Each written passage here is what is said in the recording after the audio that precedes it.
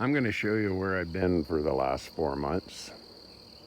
I've been living here in my friend Milo and his lovely wife Margaret's. They took me in. I'd been homeless and living in my car for 7 weeks down in Florida. And I returned here to Richwoods, Missouri, with no money in my bank account, no gas in my car, no money in my wallet, and Milo took me in.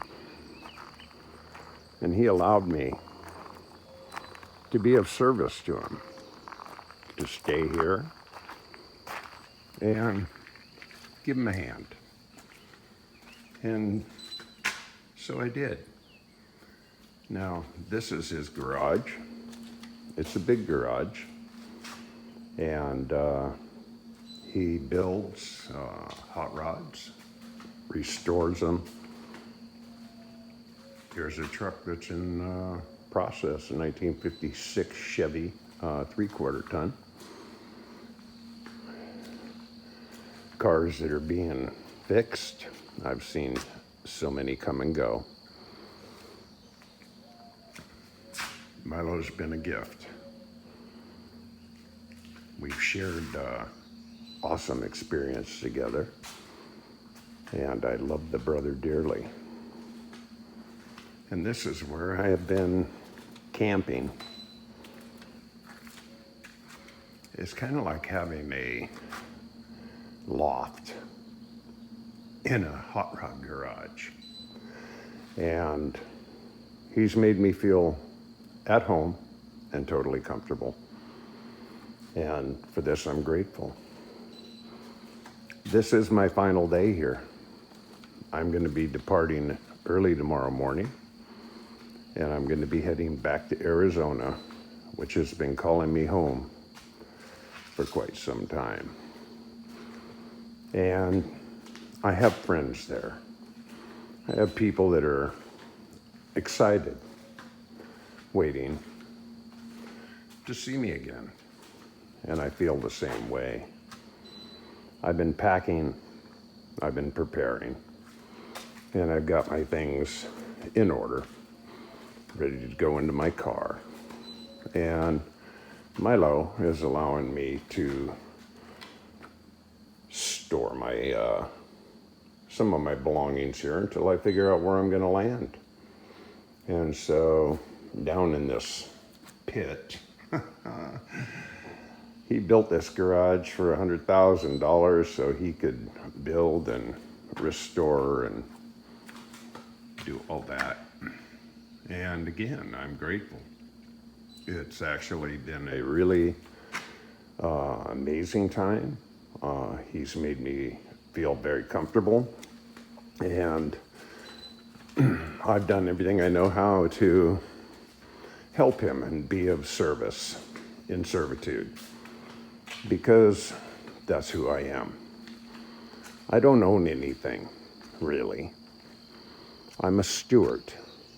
That's kind of a purpose I have in my life. I steward things. I don't want to own anything in particular. I just want to be of service. That's who I truly am. And I've helped him dial his garage up. I've helped him dial his yard up. His yard had run away from him for many years. It turned into somewhat of a jungle. And I went in and blazed the jungle. I've helped, rediscover what existed. And it was just hiding.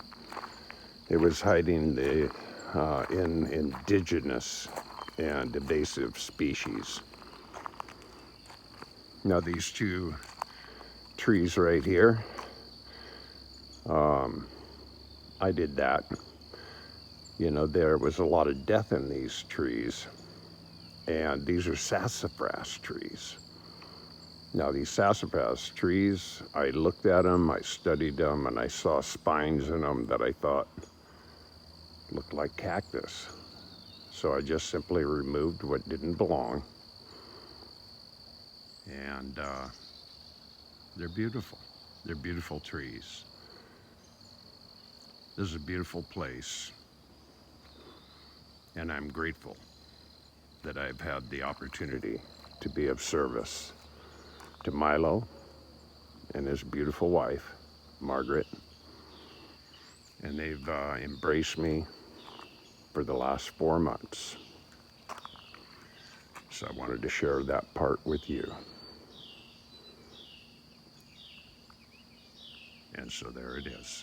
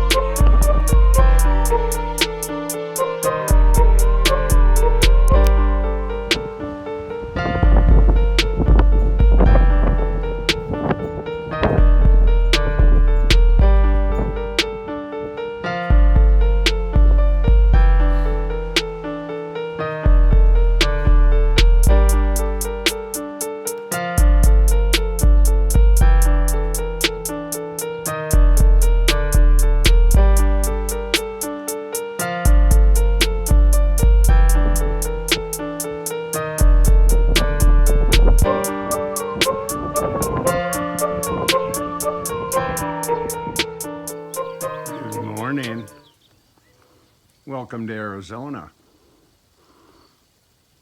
I am here now, and this is where I'm going to be for the very exactly in a month.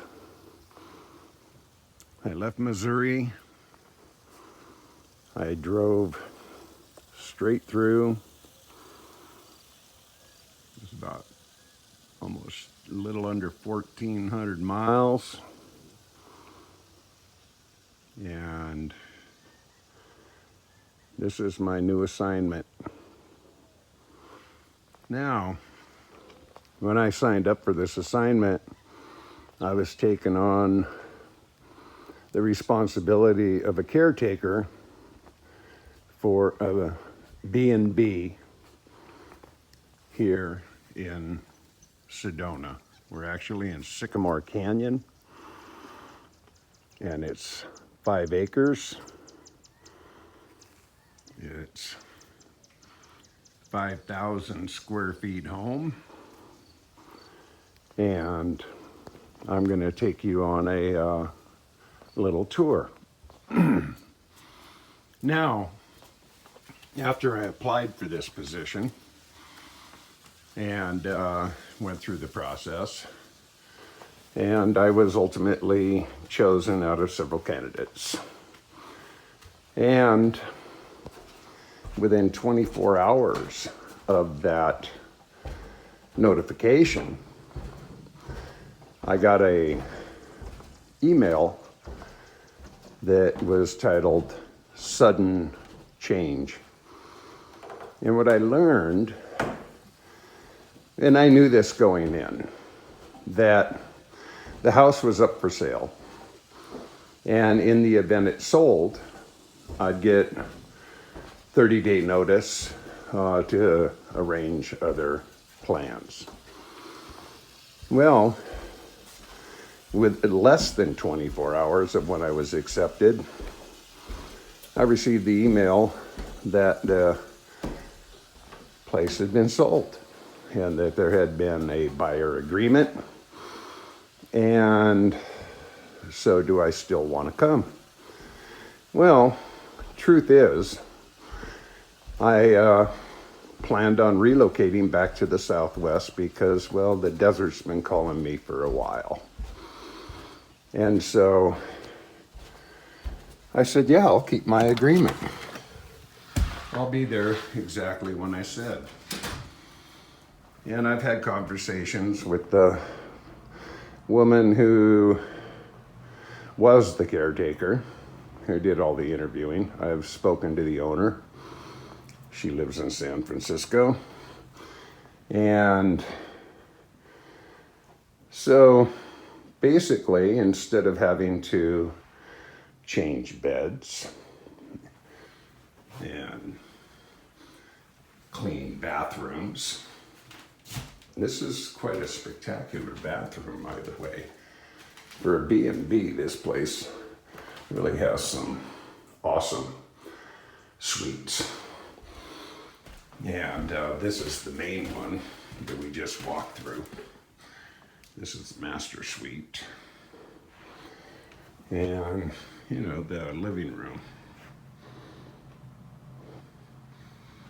So anyway, back to details. Instead of having to clean, what I've agreed to do is pack this house up before its closing date, which will be September 5th. Apparently all's going well. It is in escrow. And actually a property assessor's coming over today. And it's sold for over $500,000. It's like $545,000, something like that. So this is where I am. Now, some people might have found that a little disturbing, that, you know, the idea that, oh man, now I got a crib and I've got, you know, some time on my hands. Well, me, I look at this truly as a blessing, because I was intending to come back to the Sedona arena, to the desert, which was calling me. And so now I don't have to clean bathrooms. I don't have to make beds. And I have a whole month to pack this place and prepare it for a departure. Now, I consider that a blessing, because I'm staying in a 5,000 square foot home on 5 acres in the middle of Sycamore Canyon, and I got a month to figure out whatever it is I'm going to do next. These would be my quarters. Very comfortable, very stark, just the way I like it. Simple, clean, feng shuied. So now you see how my time in Missouri was important, and my time here is equally important. And let it be known, I'm really happy to be here. It's a beautiful thing. I haven't had my shoes on for 2 days. Just walking around barefooted. No chiggers, no ticks. Ha ha. Way different. I love the arid climate. You can keep your humid climate there in Missouri, although I have many stories and many blessings, and that'll come next. I'm going to tell you some stories. So stay tuned. Hey, good morning. I'm back. And it's a beautiful morning. It's a beautiful day to be alive. And if you have been watching, you'll see where I've been and where I am. But now I'm going to tell you some other ideas. Those that have followed me, or paid attention at all, know 2.5 years ago, I started a self-healing journey, and a quite successful one, to be honest. I have learned that I can heal myself, that I can restore myself, and that I don't need any outside influence, information, or medications. And for this, I am grateful. And what a long, strange journey it has been. 2.5 years ago, I couldn't even make a fist. But that changed. UT did it. I admit it. And I went on a journey. And when I started my channel, it was simply for me to just do a photo journal of my experience. WEEDU SHIVAMBU appeared to me really as a kind of an inside joke. I thought it was hilarious. When I learned that SHIVAMBU, basically translated to our water of life, urine therapy, I thought about WEEDU, because it's like P and we and I and do. And I just thought, well, I do SHIVAMBU, so we do SHIVAMBU. I thought it was hilarious. I still think it's hilarious. WEEDU is a stunt double. That was just a creation from yours truly, Cayce Kaban. Now, I'm back where I started 21 years ago. 21 years ago, I packed up my kids and left Washington, and I moved to Sedona, Arizona, which I'd only been to once, which was back in 1987 when I was on a honeymoon with my second wife. And she was about 4.5, 5 months pregnant with my son. And that's when I was first introduced, and I didn't return until 1998. Now, something always has resonated to me about this arena. I like the environment. I like the location, the arid high desert. It's awesome to me. Now, as far as, the community, when I first arrived here, there was a community. But, it kind of got railroaded and hijacked over time, where it really just became a, corporate sleight of hand and, land swaps and new regulations and changes in protocol, to where it was it's all about tourism. So it's timeshares, it's hot air balloons, it's cheap tours, high-end restaurants, so, there was kind of a sweep going on over time. Now, when I first got here, there was like 17 different venues that you could go out locally and see entertainment. Well, that got changed, and it took some time, but it happened. So 20 years ago, it was in September of 1999, I created a show, and I called it Sedona Showcase Tonight. And I featured artists that I had discovered because I ran an open mic for a good 6 months or more prior to creating that show. That show, oddly enough, I passed off to a friend of mine. I handed him the banner and the torch, and I said, go ahead. Well, he had managed to keep it alive, my friend Daniel. And they just did a show, I don't know, a week and a half ago or something. And they're doing another one in October. So it's not a weekly anymore, but it's still alive after all these years. Imagine that. And now, after being on the road and coming up in approximately a month from now, it'll be exactly 2 years ago that I hit the road.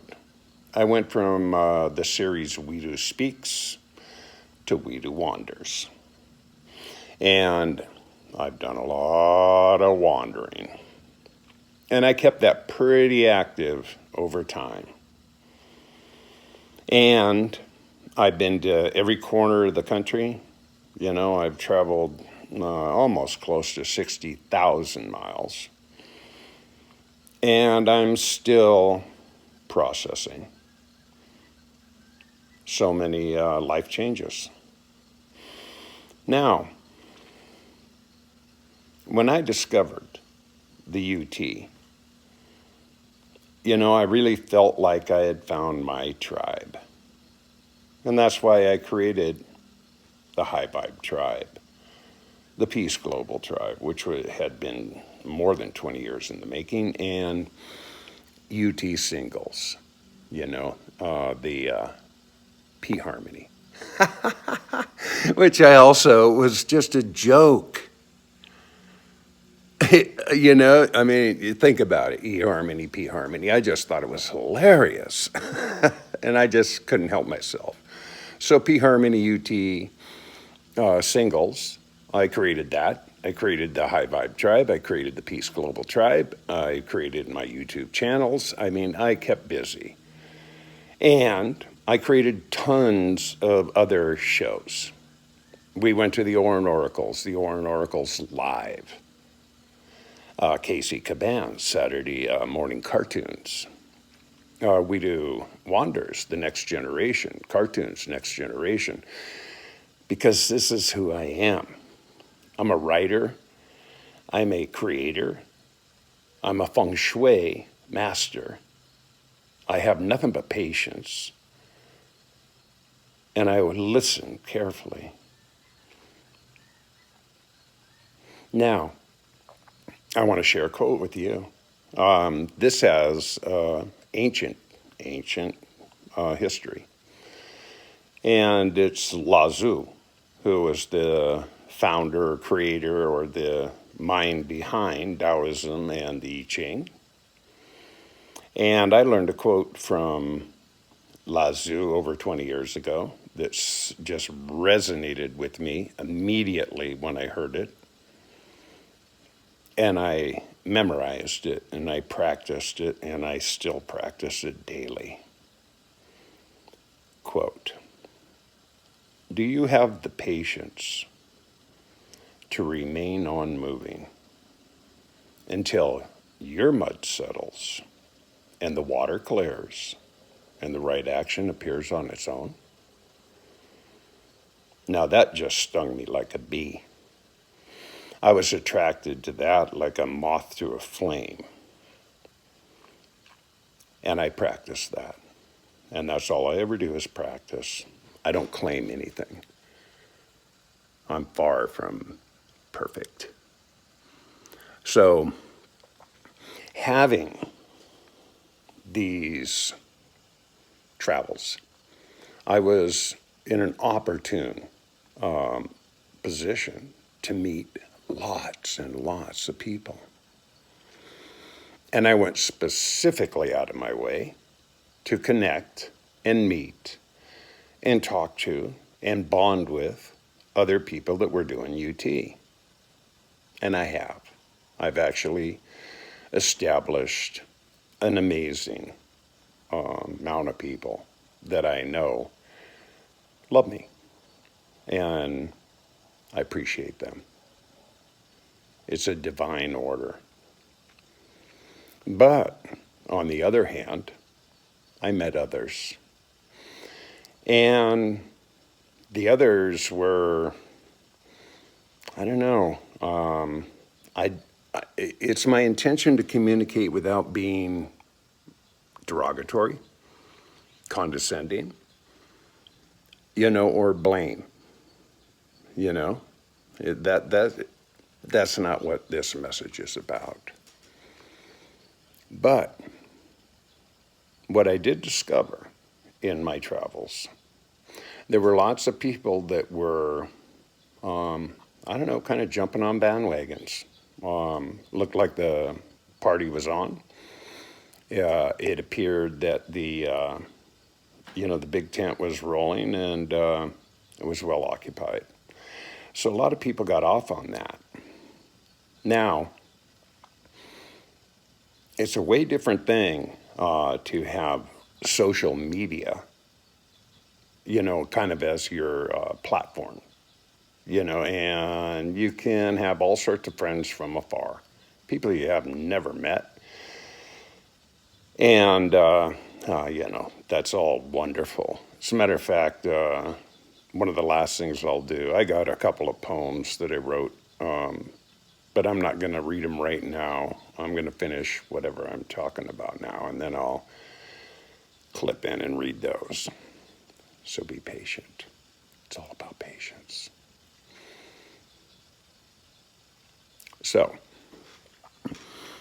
what I encountered, what I discovered, and what I recognized, realized, and ultimately experienced is that it's not always as it appears. Objects appear closer in the rearview mirror. So, what had happened is, I started being kind of, I don't know, and again, I don't want to be derogatory, but I felt I was being set up. I have a lot of love in my heart. I'm very passionate, and I'm very empathetic, and I have a high degree of personal integrity, which I don't ever compromise or sacrifice. I'm a pretty straight shooter. I'm a truthful guy. Now, what I realized, discovered, and revealed in my transits and travels is that not everybody maintains those kind of standards. And I kept going through people, and I mean really going through them, to where ultimately I felt some jagged daggers, and they were cold steel. And I didn't understand it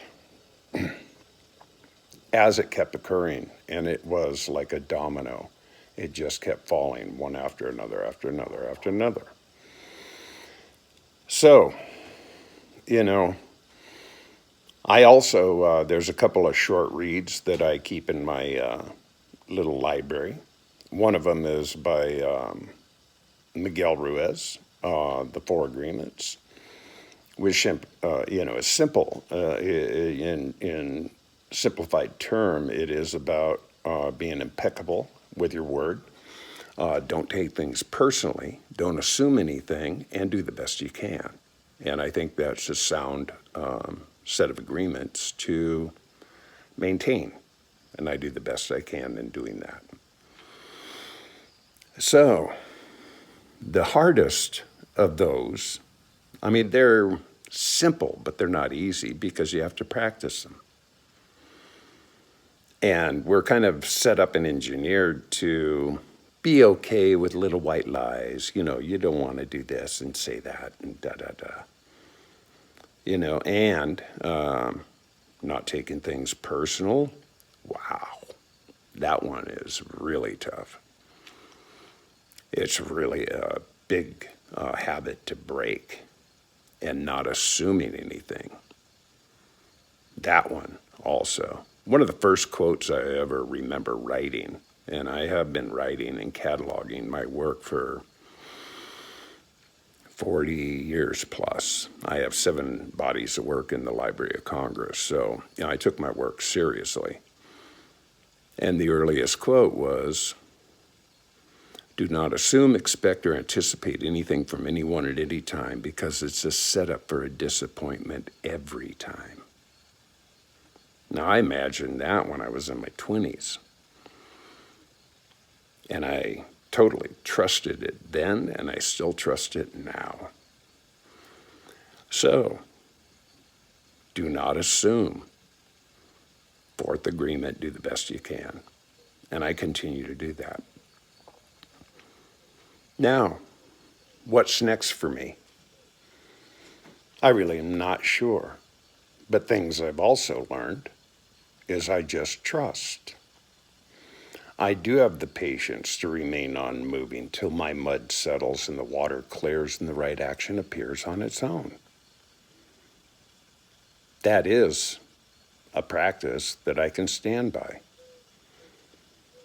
So, I'm sitting here in a 5,000 square foot home, which I have privately for a whole month. Imagine that. Now, it does require some agreement from me, which I'm okay with. And it's a no-brainer to me.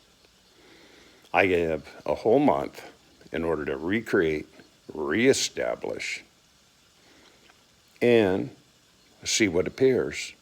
So I'll know what my next move will be as it appears. And I'm okay with that. Now, in the background again, I went through a lot of people like dominoes. And some of them really were painful, honestly, seriously painful. But I simply continued to process and process and process and process. Because I trust that life, like art, is simply a process. And most people don't want to see the background. They want to see the product. They don't want to know what went on in the kitchen. They just want to see the plate in front of them. It's just the way it works. So it's not pretty on the backside. Backstage is not always pretty. On stage, shows on. Put up the footlights and let's roll. Let's just do this. And I'm good at this. I mean, I've been a performer for a long time. I was in summer stock before I was a teenager.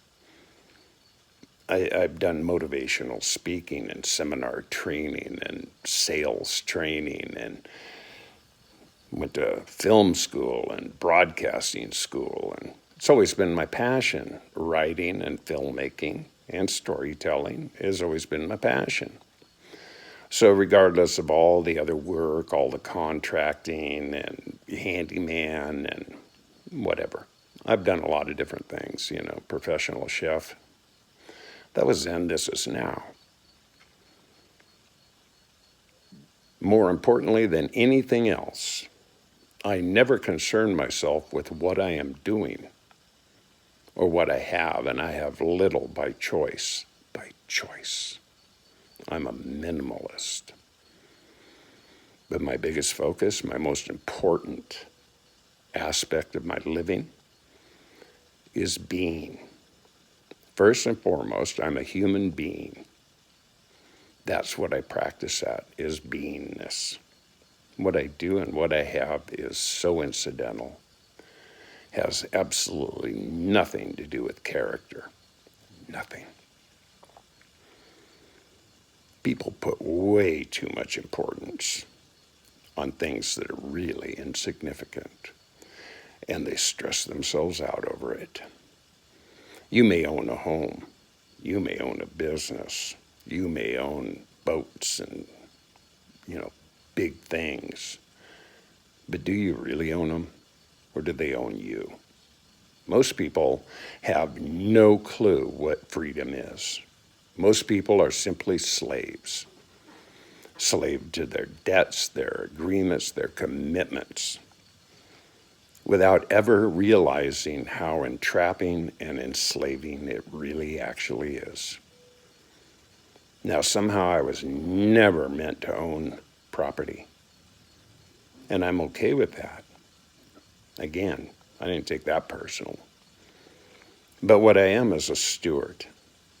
And I steward well. I steward other people's property, and I treat it as if it was my own. And I have reference to substantiate that, back up that statement. But that, again, it's just credential, my resume. And it's not what I've done or what I'm going to do next. It's simply about who I am being now. And according to Ram Dass and Eckhart Tolle and many others, that's all there ever is the now.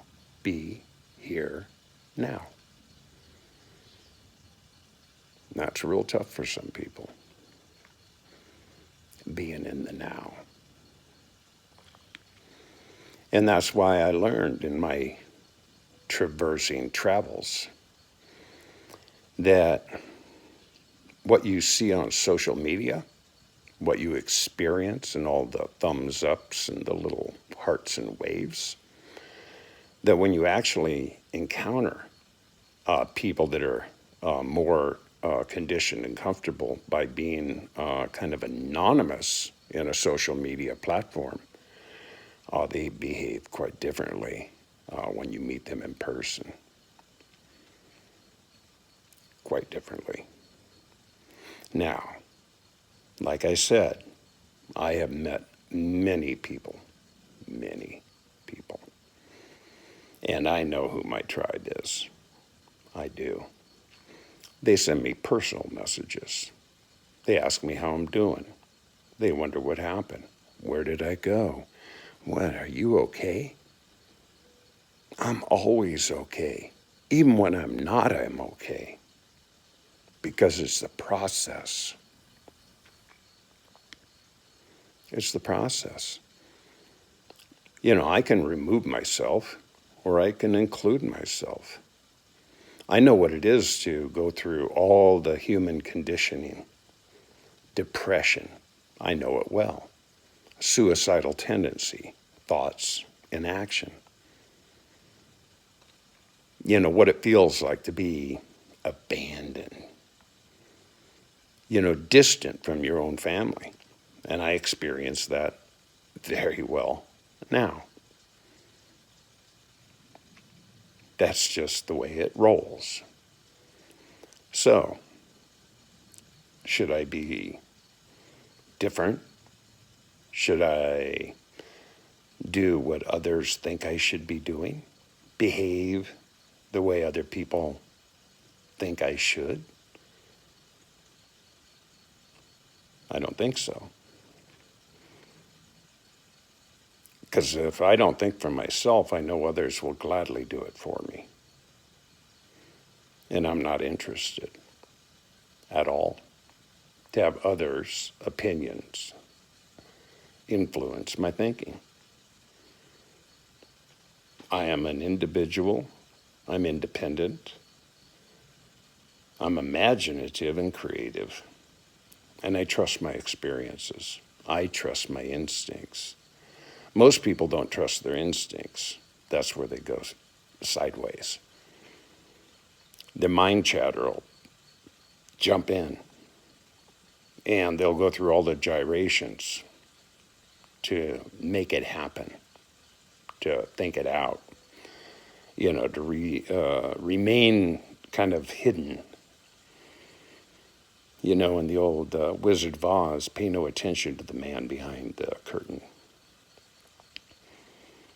But, you know, the emperor wears no clothes. What you don't say speaks louder than what you do say. And there is no hiding. You can run, but you can't hide from all the feelings that you have inside. And that's what kills people. The stress of secrecy, to keep holding on to shit you should have let go of a long time ago. It really doesn't matter what you eat. What really matters is what is eating you. And that's what dis-ease is. It festers like a parasite and eats you alive. Ha ha! Well, I'll tell you what. I haven't gone away. I haven't gone astray. What I have done is remain patient and unmoving. And I let my mud settle until the water cleared and the right actions appeared on their own.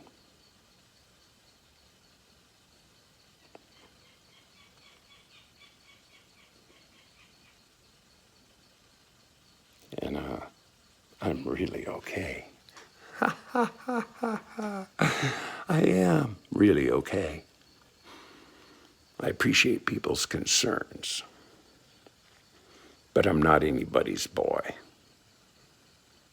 I don't care to be a social media darling.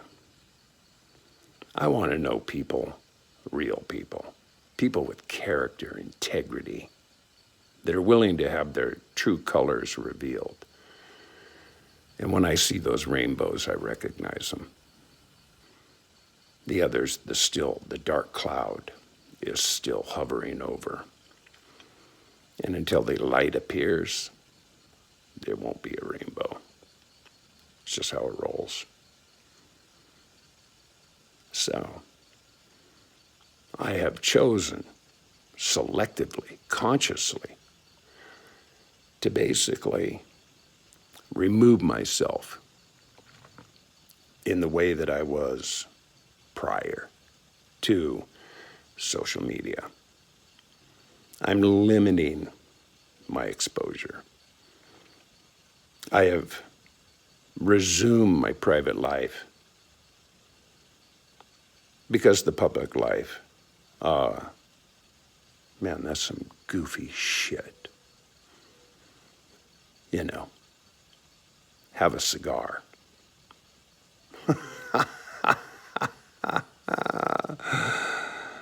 But until you figure out who you actually are, you're going to have to swim in some surf. It's never easy. Life is not easy. There is no guarantee, there is no warranty, and there is no specific set of instruction. It just falls into what we're conditioned to respond to, and most people are conditioned to respond to fear, not love. And those are the two real choices, fear and love. What do you choose? Personally, I choose love. When you realize that love is the answer, what was the question? So with all that being said, I hope I made myself clear today. I just want people to understand that people are people, no matter where you go. And if you can't show up in your own authentic, genuine self and show your true colors, you might want to look in the mirror and see who you're being. Because if you can't see yourself in your own mirror, you're just going to create other mirrors where you're going to have to see it through different sets of eyes. That's how it works. The house of mirrors.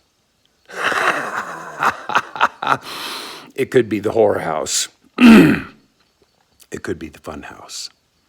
It's up to you to figure it out. decide. See what works for you. Me, I kind of like the house of mirrors, but I like the fun house. I get a whole lot more jolly out of it. So, there it is. Ha ha ha! You know what? Boom! You've just been loved. Ciao for now. Okay, I'm back, as promised. And I'm going to share a couple of poems with you. I've written several, but I consider these to be pretty significant to the message I'm sending today. I wrote this back on February 27th. That was a way back. And I entitled it Perceived Belief. Social media, the grand facade. Thumbs are up with a mumbled applause. Thousands of friends, but no one around. Another stranger in a different town. No responses to messages sent. The grand illusion of time well spent. Hope for the masses, zero at best. The highest price, the ultimate test. No one to follow. Who takes the lead when everyone is wounded and everyone bleeds? Lost are the lonely with empty hearts, looking outward where thought departs. What is the price to take this ride with so many feelings locked inside? Release the resource. Oh no, I didn't read that correctly. Uh-oh. Release the pressure before the burst, because ignoring it makes it worse. Take this moment and find relief, and then evaluate your perceived belief. That's that. I'm going to share one more.